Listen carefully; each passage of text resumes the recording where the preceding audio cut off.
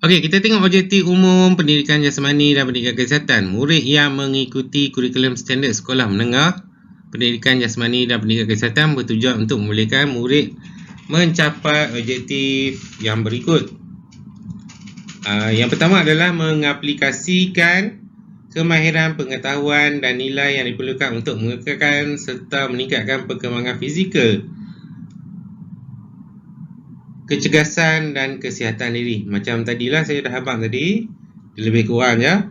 Tapi sebab dia objektif adalah yang diletakkan untuk mata pelajaran pendidikan jasmani ni. Sebab apa kita belajar mengenai pendidikan jasmani ni?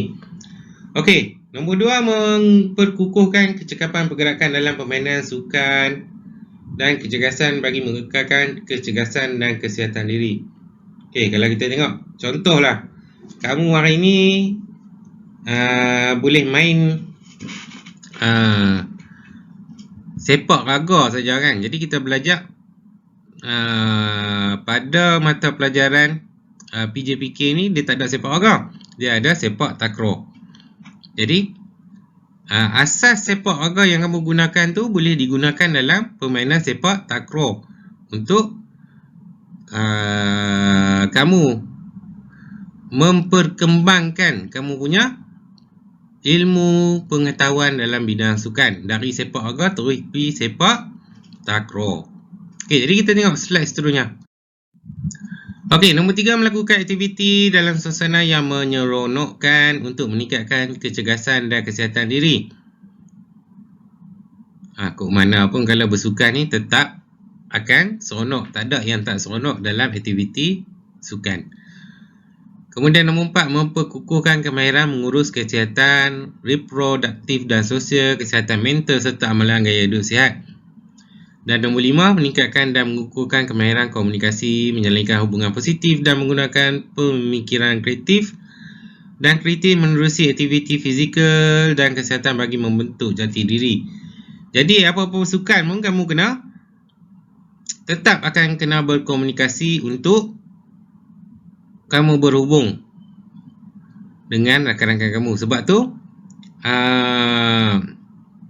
kalau kita tengoklah, kalau secara dasarnya kita tengok permainan bola sepak lah kan, walaupun satu dunia ni banyak yang bahasanya asing-asing kan, tapi dengan bola sepak ni kita hanya menggunakan satu cara komunikasi saja, iaitu bermain bola sepak. Jadi semua orang faham apa itu bola sepak, betul tak?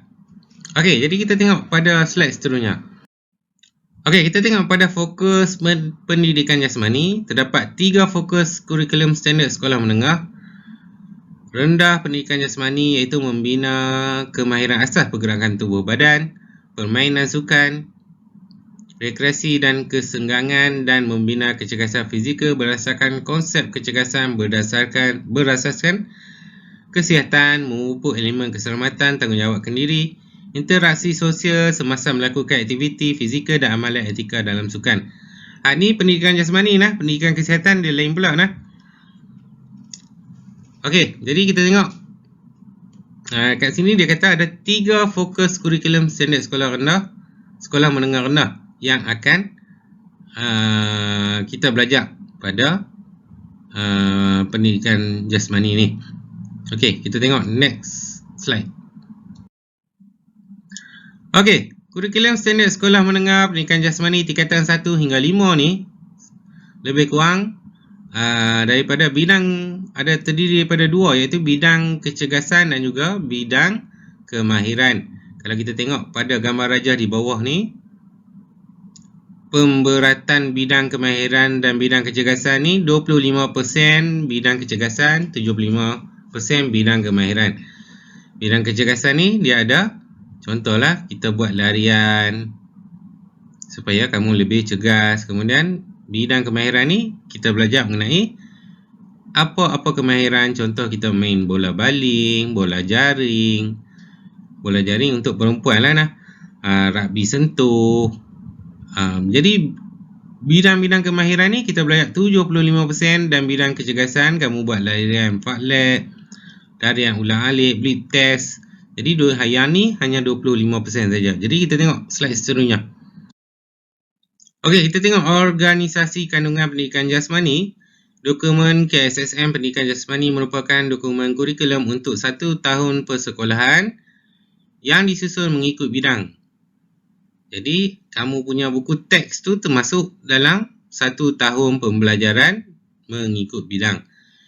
Okey, kita tengok bidang apa? Bidang terdiri daripada kandungan kurikulum yang dikelompokkan daripada kemahiran, pengetahuan dan nilai yang telah dikenal pasti untuk dikuasai dan dicapai. Kandungan KSSM Pendidikan Jasmani terdiri daripada bidang kemahiran yang saya abang tadi 75% dan bidang kecergasan sebanyak 25%. Okey, kita tengok bidang kemahiran. Apa yang ada dalam bidang kemahiran yang akan kita belajar? Okey, diguna pakai dari tingkatan 1 hingga tingkatan 5 nah. Kita ada gimnastik asas, pergerakan berirama, permainan, olahraga asas dan juga rekreasi dan kesenggangan. Okey, dan akhir sekali slide saya ni.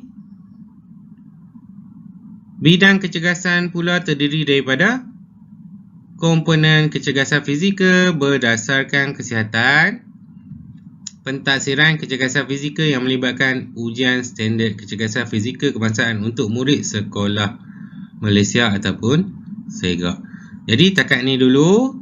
Nanti saya akan sambung saya punya slide pengenalan mengenai pendidikan jasmani dan pendidikan kesihatan ni pada masa akan datang. Jadi sebarang pertanyaan kamu boleh PM saya melalui Telegram ataupun nombor WhatsApp saya nah. Saya akan bagi pada